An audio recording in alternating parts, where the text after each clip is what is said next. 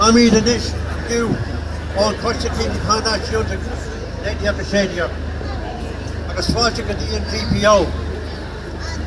Áit go hana stargiúil. Bhí sé an seo ar an lún Cosca lady of the 16 go fear agus má ná inside early na herdin bhúil bhuiile ar san Saoirse. Saoirse tar éis seacht céad bliain na rial Verda.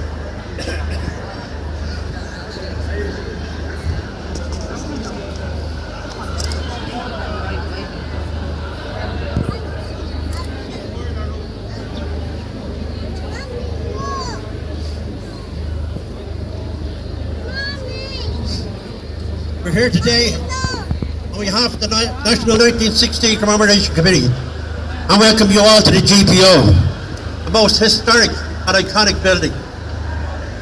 It was here on Easter Monday 1916 that both Irish men and Irish women, soldiers, struck a blow for freedom. Freedom from 700 years of British rule.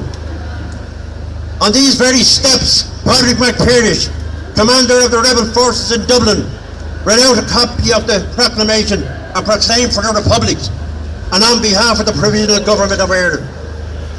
But before we continue, I would like to point out that there are those in Irish society today who would wish to alter or rewrite the wording of the proclamation.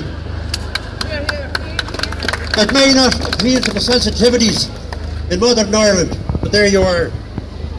To do so would be tantamount to change the scriptures, the Bible, the Quran. Ask the Americans to change the text of the Declaration of Independence. Well, I wouldn't like to be standing around when that news gets out.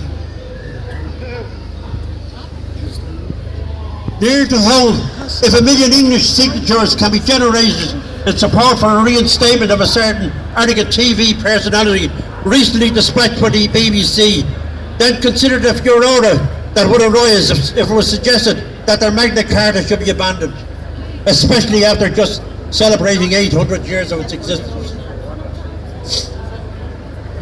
These institutions are sacrosanct and untouchable. There are 3 words in our proclamation that make it so. Sovereign and indefeasible, cannot be touched, sacred. To those who would wish to delete those sacred words, I say shame on you. The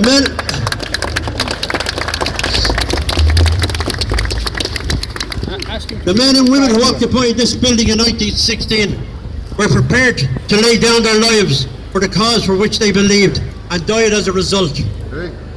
Their hope was that their deaths would be an inspiration to the following generations and that a free Ireland was a cause worth fighting for and, if necessary, dying for. The Irish men who fought here did not die willingly. No, they were executed by our English firing squads in Kilmainham jail for daring to stand up against the occupying forces, as he had every right to do so. I see today a lot of people walking around here in traditional and period costumes. I suppose you could classify it as being romantic. But what happened here in 1916 was not romantic whatsoever. It was war. A war to the bitter end until there was a surrender, unfortunately. So we lived in hope that someday our country will be entirely free from the English influence.